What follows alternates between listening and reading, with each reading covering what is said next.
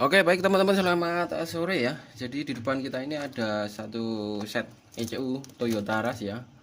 Untuk kodenya 89560BY310.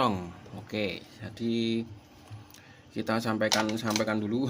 Oke, jadi ini kiriman dari Bapak Dedi yang berada di Purworejo, Grabak, Purworejo ya. Oke, jadi Bapak Dedi itu ngirimkan ECU, Imobox, transponder guys, sama kunci kontaknya A1.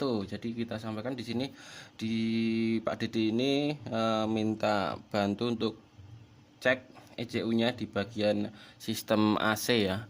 Jadi kemarin itu mobilnya dibawa ke tukang AC, bengkel AC ya. Jadi servis AC, tetapi ada ini ya, trouble, RPM-nya naik turun ya, ceng ceng gitu ya, naik turun seperti itu. Nah, kita akan tes ECU-nya ini apakah terkondisi normal atau tidak.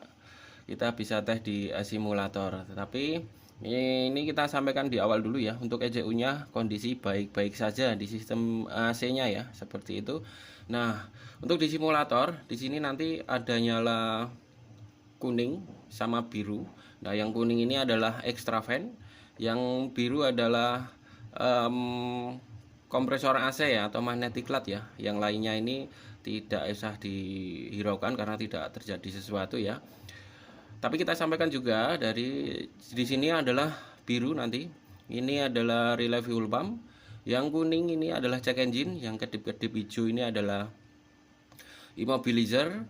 1 2 3 4 ini adalah coil, 1 2 3 4 ini adalah injektor. Nah, di sini kita pasangin juga untuk ISC ya.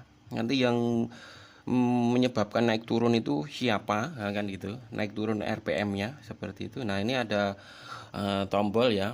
Jadi di sini kita fungsikan sebagai blower atau knob 1 2 3 4 atau kecepatan blower ya. Terus yang ini adalah knob yang bagian kanan, ngatur dingin atau tidaknya, seperti itu. Nah, kita akan tes. Kita runningkan dulu untuk ECU-nya. Kontak on, starter. Oke, jadi ECU-nya posisi hidupnya normal ya, tidak terjadi sesuatu. Cuman kita akan pastikan di sistem AC-nya seperti itu. Nah, untuk sistem AC ini kita sampaikan juga ada beberapa faktor atau trigger yang harus dipenuhi dulu. Satu adalah temperatur ya. Temperatur harus di suhu kerja. Kedua adalah pressure switch yang ada di depan, pressure switch freon ya. Oke. Terus ketiga itu adalah AC evaporator atau sensor yang ada di evaporator. Terus sinyal blower atau knob 1 2 3 tadi ya. Ini saya posisikan di posisi 1 2 3 4 0 kan gitu ya, mati off gitu. Satu lagi adalah AC variabel ya. AC variabel itu yang sebelah sini ya. Ini kita fungsikan sebagai AC variabel. Kalau diputar semakin ke kanan dia semakin dingin, kalau semakin kiri dia akan platnya akan mutus ya, atau kompresor AC-nya akan tidak berfungsi seperti itu. Tetapi kita akan pantau juga menggunakan scanner. Ini posisikan, kita masuk dulu di EV. Sebentar rokoknya mati. Posisikan di EV, terus red data stream. Nah, ini kita pilih ya, AC sinyal, engine speed, sama water temperature ya, yang bisa kita baca, yang bisa kita pantau seperti itu. Nah, ini posisi AC sinyal masih 0. Engine speed ini kita posisikan di 900 ya, di atas 750 kita naikkan dulu. Ini posisi 700-an ya, sesuai 700-an. Kita akan naikkan dulu.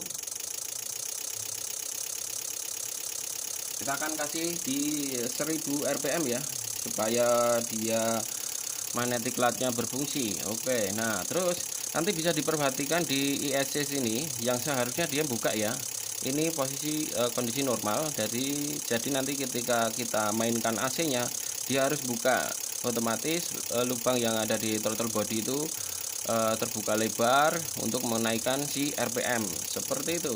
Kita akan blower dulu, nanti bisa dilihat di sini blower, sinyal blower 1 2 3 4 kita aktifkan.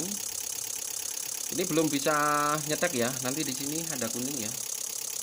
Kuning adalah extra fan, terus yang ini adalah magnetic clutch. Kita putar knob yang ada di kanan, kalau di mobil itu di sebelah kanan itu geser posisi ke kanan ya. Atur dingin tidaknya, kita geser ke kanan. Oke, jadi di sini bisa kita lihat AC sinyal ada input ya, 255 ini adalah kode untuk AC sistemnya berfungsi. Engine speed kita taruh di 1000 rpm. Untuk water temperatur ini suhu kerja ya 93 derajat Celcius. Di sini extra fan berfungsi, magnetic clutch berfungsi, terus di sini yang ISC ini buka nutupnya kita akan lihat. Kita mainkan blower saja. Kalau kita kontak off dia akan nutup, artinya RPM akan diturunkan seperti itu ya. Kalau di mobil ya dia akan tertutup.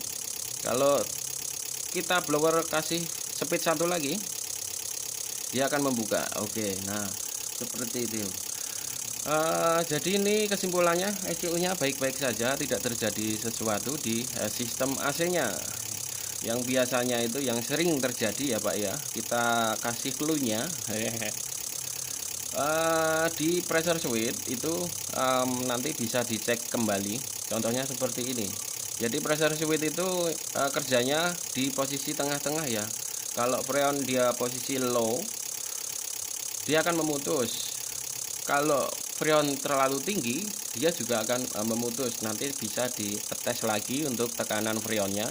Jika tekanan freon kondisi normal, nanti pressure switch untuk memastikan bisa di jumper terlebih dahulu. Soketnya ada satu, pinnya ada dua, itu di jumper satu. Coba ya, ini kita akan tes. Kita trigger dari pressure switch freon ya. Kita matikan. Terus posisikan kompresor mati itu. Jadi pressure yang ada di selang pipa freon itu akan menurun. Terus ketika menurun dia akan mengaktifkan si pressure switch lagi. Nah, ini indikasinya seperti itu ya Pak ya. Jadi RPM-nya naik turun, naik turun, naik turun. Buka nutup, nah, gitu. Yang sering terjadi ini.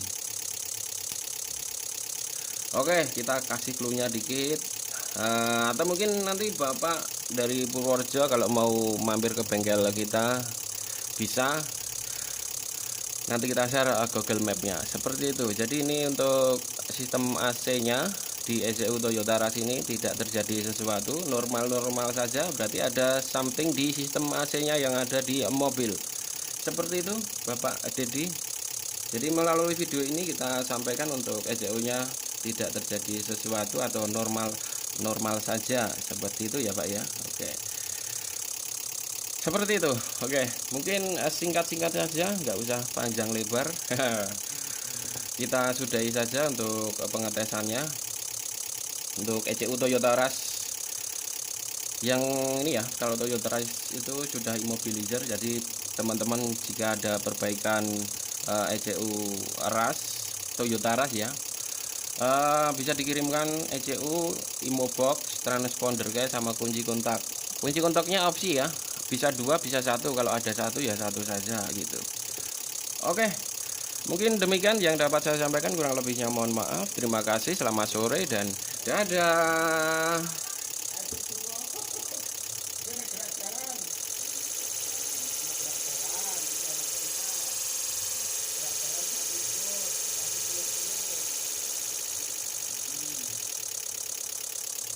Tetot.